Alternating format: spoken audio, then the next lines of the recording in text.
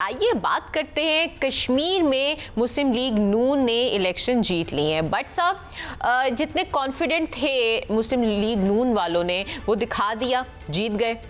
तो क्या कहना चाहिए साहबा? क्या काश कि आप ये सवाल करने से पहले मेरा वो शॉट चला देती जो पिछले 3 हफ्ते पहले मैंने आपसे बात कही थी कि कश्मीर में एक तस्वीर जारी होगी जिसमें मियां मोहम्मद नवाज शरीफ खड़े होंगे, एक साइड पर prime minister of Pakistan Shahbaz Sharif के उनके ऊपर हाथ होगा और दूसरा हाथ वज़ीर आज़म आज़ाद कश्मीर पे होगा और नवाज शरीफ गुफ्तगू कर रहे होंगे, खिताब कर रहे होंगे, जलसे से लोगों से बातें कर रहे होंगे कि जनाब हम कश्मीर के लिए ये कर रहे हैं, ये कर रहे हैं।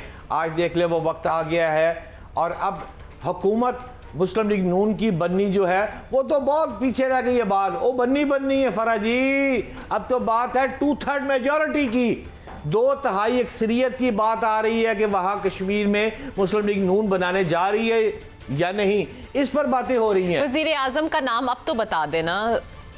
नहीं देखें, गैब का इल्म तो मुझे है नहीं, ना मैं कोई नजूमी हूँ। बात यह है कि मैंने उस वक्त भी आपको कहा था कि नाम जो हैं वो 3 चल रहे हैं। शाह गुलाम कादर साहब हॉट फेवरेट मैंने इलेक्शन से पहले कहा था और आज भी मैं शाह गुलाम कादर पर ही स्टैंड ले रहा हूँ कि वो मुमकिन तौर पर बेहतर कैंडिडेट हैं। राजा फारूक साहब भी हैं, मुश्ताक बिनास अल्लाह ने उसको अच्छे पैसे दे दिए और वो भी रेस में और मियां मोहम्मद नवाज शरीफ के बहुत करीब है। फरा अच्छा चलें, ये तो हमने कश्मीर की बात कर ली। अब आप हमें तो हमारी ऑडियंस को ये बताएं कि इस वक्त मुल्क में सिर्फ 2 हवालों से बातें या खबरें तेज़ हैं। एक तो ये कि मक्का मुआहिदा और दूसरा नए सूबे।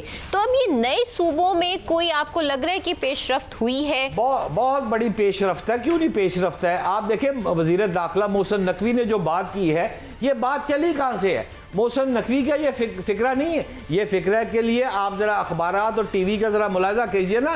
पंजाब का ताजर तबका ले लें, कराची के सनतकार ले लें, अकील करीम डैडी ले लें, यहाँ का लाहौर में आप गौहर एप्टमा वाले को ले लें, ये सारे अफराद जो है ये इनका फार्मूला है। ताजर बरादरी जो है कंसेंसस कर रहे हैं पूरे पाकिस्तान की कि अगर आपने ताजर बरादरी को ऊपर लेके आना है, मौशत को ठीक करना है तो सूबों की तकसीम होगी।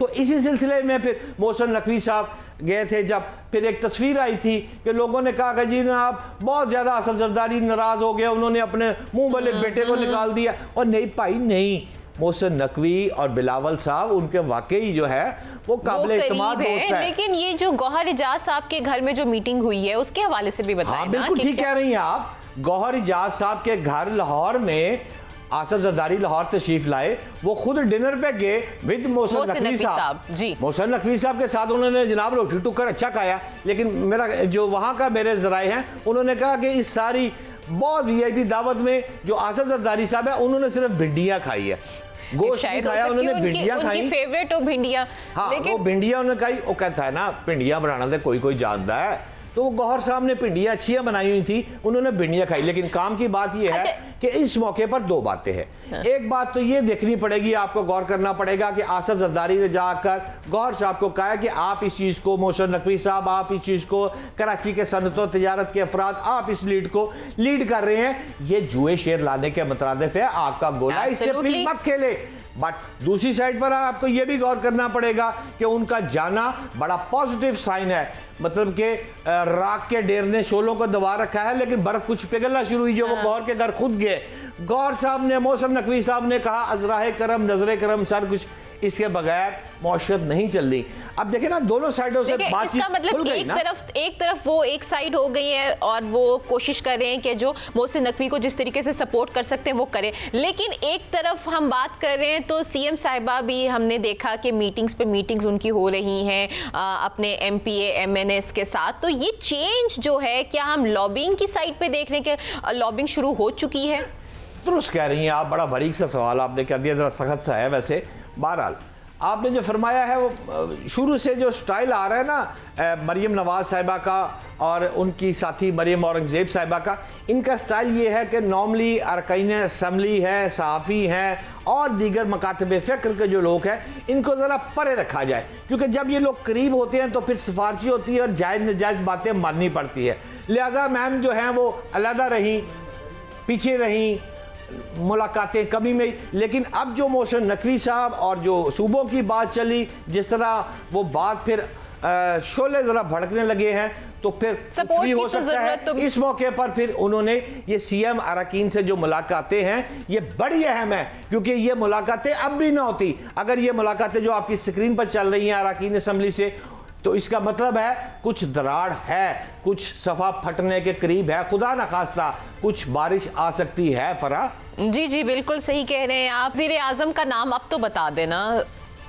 नहीं, देखें गैप का इल्म तो मुझे है नहीं, ना मैं कोई नजूमी हूँ। बात यह है कि मैंने उस वक्त भी आपको कहा था कि नाम जो हैं वो 3 चल रहे हैं। शाह गुलाम कादर साहब हॉट फेवरेट मैंने इलेक्शन से पहले कहा था, और आज भी मैं शाह गुलाम कादर पर ही स्टैंड ले रहा हूँ कि वो मुमकिन तौर पर बेहतर कैंडिडेट हैं। राजा फारूक साहब भी हैं, मुश्ताक बिनास अल्लाह ने उसको अच्छे पैसे दे दिए और वो भी रेस में और मियां मोहम्मद नवाज शरीफ के बहुत करीब है। फरा अच्छा चलें, ये तो हमने कश्मीर की बात कर ली। अब आप हमें तो हमारी ऑडियंस को ये बताएं कि इस वक्त मुल्क में सिर्फ 2 हवालों से बातें या खबरें तेज़ हैं। एक तो ये कि मक्का मुआहिदा और दूसरा नए सूबे।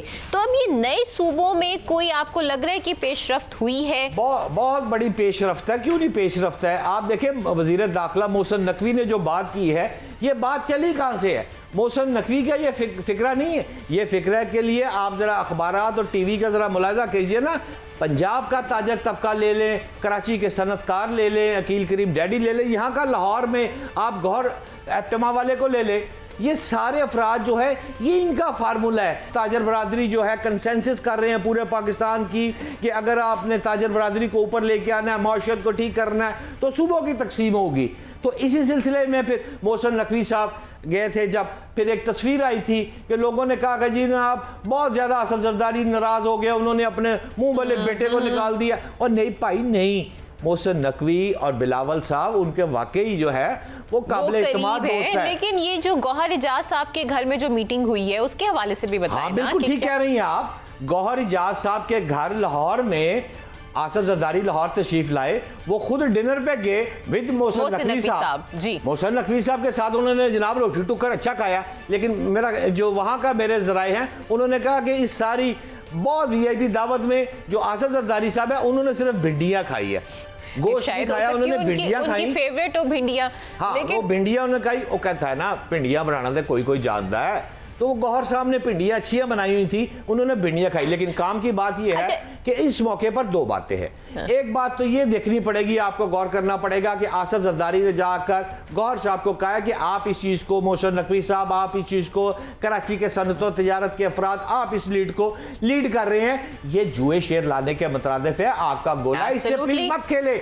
बट दूसरी साइड पर आपको यह भी गौर करना पड़ेगा कि उनका जाना बड़ा पॉजिटिव साइन है। मतलब कि राख के डेर ने शोलों को दबा रखा है, लेकिन बर्फ कुछ पिघलना शुरू हुई जो वो गौर के घर खुद गए।